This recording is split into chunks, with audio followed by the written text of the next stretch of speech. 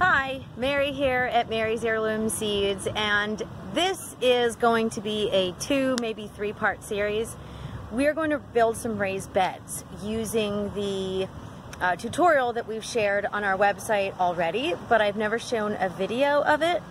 I usually recommend that you find a local hardware store, a local lumber yard that will have what you need, but in order to show a little more universal options, we're going to go down the hill into the city and go to one of the big box stores and have some lumber cut for us specifically to the specs.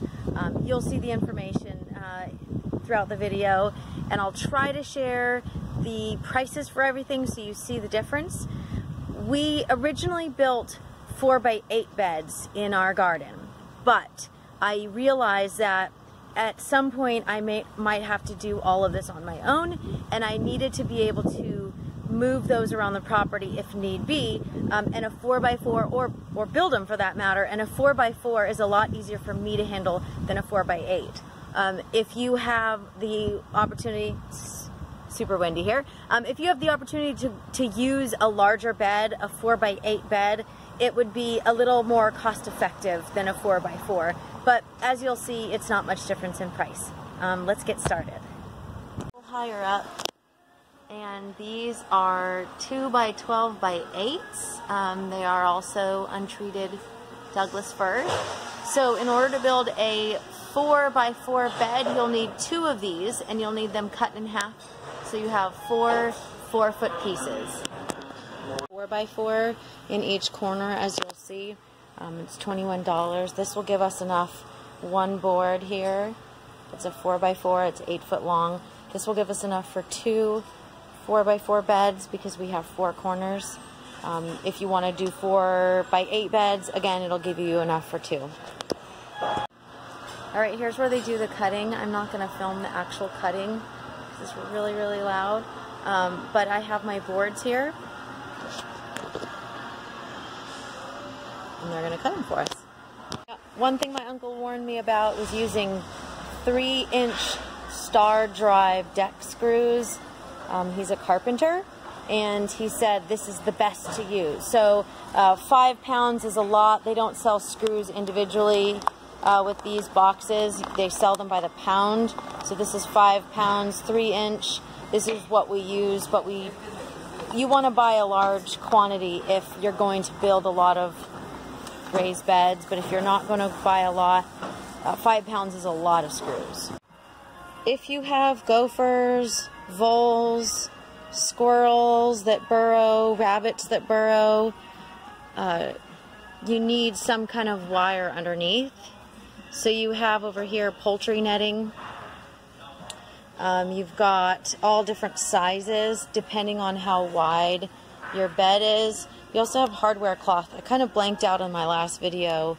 I did a live feed on Facebook. So hardware cloth, as you can see, is much more expensive. About for the same price, it's more than double, but it will hold up a lot longer. Pro tip, if you aren't using hardware cloth, I highly recommend poultry netting. It is cheaper than gopher wire. So if you're doing a 4x4 bed, you have 4 foot wide, you have 50 feet long. If you don't need that long, there are shorter ones. You've got 25 feet here, but the price difference is one is 40 for 50 feet and one it would be 52 for 50 feet. So keep that in mind depending on how many raised beds you're going to do. You've got 2 feet up here, but I don't even bother with 2-foot raised beds. Alright, our wood is all loaded up. We have our 1 foot long posts that go in the corners of our raised bed, and we have our 4 foot long boards here. There's actually 8 of them because we're going to build 2 raised beds. And we also have our decimate screws.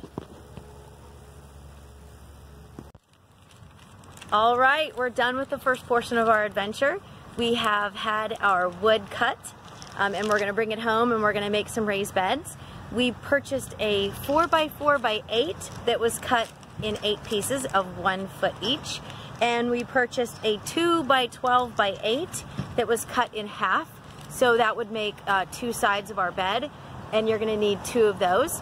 We also purchased 3-inch long deck screws, and we purchased 1 pound of those. I mentioned the star drive. That was something that my uncle specifically mentioned that you would need. This is the first portion of a series where we're going to help you make your own raised bed. If this isn't something you're interested in, you can always look at something like Garden in Minutes, where they have kits that you can purchase to build yourself.